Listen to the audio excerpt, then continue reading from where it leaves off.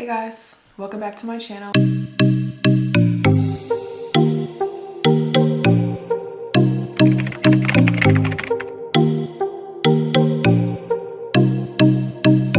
My name is Tatiana for those of you that are new, and today's video is a very highly requested video I'm really excited about, and it is about how to get into nursing school. So I'm a NICU nurse for those of you that are new, and I have actually made 2 videos about my profession.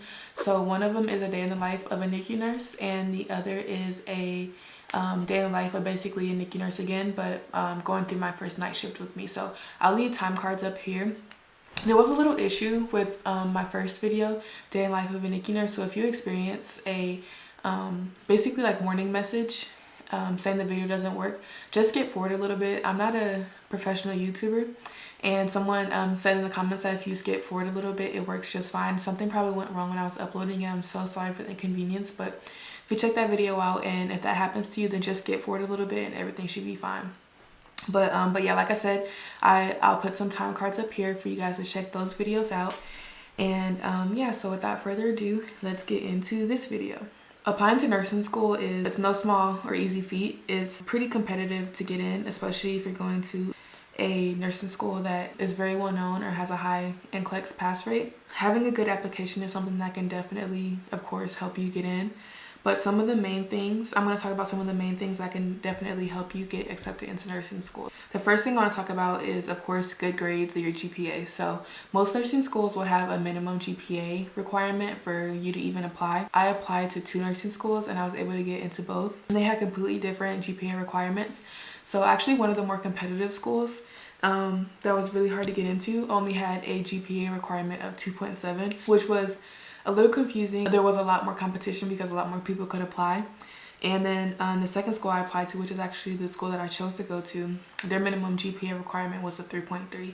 So having good grades, of course, is something that helps tremendously when trying to apply to nursing school or get into nursing school. I know in some of my comments I've been reading through and I try to reply to every single one of my comments. There was a 12 and a 13-year-old that had commented, just remember, like, it's never too early to start.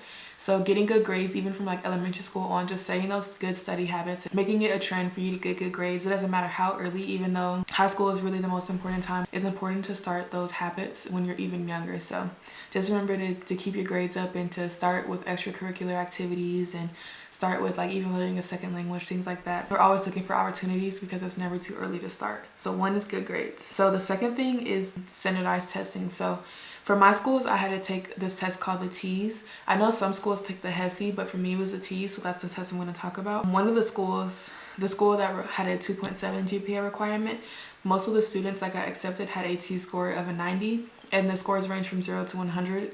I know 100 is the highest score you can get. So that score, it doesn't have like a minimum requirement for the score, but they basically say that most people who get in have this score or above. So for that school it was a 90, and for the school I went to it was an 86. So I ended up taking the TEAS twice, and the first time I took it I got an 86, and the second time I took it I got a 90. So I'm going to link below the book that I used, but that's what I did to study. I just used a TEAS book, and I know they update the test every couple of years, so I make sure I link an updated version of the book I used. But the book that I used was really helpful. I studied a couple of hours a day, but to be honest, I didn't start studying until like a week or 2 before I actually took the test, because I'm just not one of those people that likes to study 3 or 4 months before. But if you are, then do that. Like, do what works for you. But I don't think at all it was like the hardest test I've ever taken. It wasn't anything like that. It also wasn't the easiest test I've ever taken, but it's definitely something that you can do well on if you do practice questions and you really stick to your study. So yeah, so I'll link that test below. So getting a good, that book to study for the test below, but getting a good score on the TEAS and the TEAS or the HESI will definitely help you get into nursing school. The third thing that I have written down is letters of recommendation. Letters of recommendation are really important. My schools require 2 letters of recommendation, and I actually think the second school I applied to, they didn't require letters of recommendation. It was an option for you to put in just to help your application, but the school I actually ended up going to, it was required. So you had to have 1 academic letter of recommendation and then 1 professional, but I had never worked in high school, so I didn't have a professional one, so I just had my basketball coach write me a letter of recommendation. They kind of advised against it, but it's something that worked for me. So also keep that in mind. Like, just because someone says something, don't believe everything negative that people say to you. If you have a well-rounded application, you can get into nursing school. So just don't listen to other people, and don't let people put doubt into your mind. You can literally do anything you put your mind to. I would recommend keeping good relationships with your teachers all throughout high school and even in college, because my nursing school, you couldn't apply until you finish like your prereqs. So I got my letters of recommendation from college professors. So it's important to like sit in the front of the class, to talk to your professors, to go to the extra like study times they have, or you know, I don't know the exact name of it, but the times where the teachers stay behind class and answer questions, and to do things like that. Like, try to form a relationship with your teacher and try to get a good grade in the class. Like, ask the teachers that you get A's in their classes for recommendation letters, because some teachers won't even write a letter of recommendation if you didn't make an A in their class. So try to get a good grade in those classes and try to keep a relationship, because also some teachers won't write letters of recommendations for students that they don't know. So always keep that in mind as well. Letters of recommendation are important, not as important as your GPA and your T-score, but they're pretty important. They can help. On one of my applications, I also had an essay or short answer portion. I actually had both. So for that, it's important. Like, I'm literally the worst writer. I'm not a writer. I've always hated writing. Like, the only type of writing I like is kind of like blog writing, because it's like me and you talking like we're friends. But like professional writing, I've hated that ever since I was in like elementary, middle school. So I'm not a good writer at all. So what I did at my college was I would write out my essays or my short answer portion, and then I would go to like our writing workshop, and I would work with somebody to kind of like tailor it to be a good essay or good short answer portion. So I had people in my family who are actually English teachers, so I would have them read over, or ask them to read over my my essays and my short answer portion, and they would help me to tailor that to be a good essay or good short answer. So if you're not the best writer, even if you are, it never hurts to have a second person or third person look at it to help you with mistakes that you may not have caught. So it's always helpful and always important to have other people read your work. So other things that can go into an application, for my application process, these things weren't necessary. So those things were things like volunteering hours and shadowing hours. Those things can make your application look really, really good, especially going to shadow in areas that you're interested in working in. So following around nurses, or following around techs, or going into the OR, or seeing like what nurses and doctors and techs and everything are doing.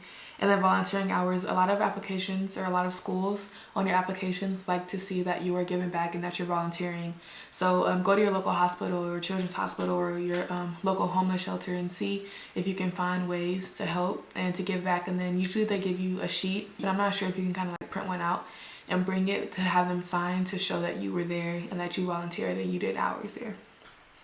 So also like awards and certificates. So things like if you were on the dean's list, or scholarships that you won, or prizes that you won for school and academics, definitely put those on there, because those definitely help a lot in your application process. Certification. So like I said, I was a certified nursing assistant. I took a class before going into nursing school. So things like that help. And not only do they help with getting into nursing school, they help with getting your first job, because a lot of the critical areas in the hospital, like ICUs, ED, Nicu, a lot of them, some do, which is great, because that's because I didn't have the experience, but some of those critical areas will not hire you if you do not have experience. So definitely having experience in critical areas, even as a tech, will help you get jobs in the future and can help you get into nursing school.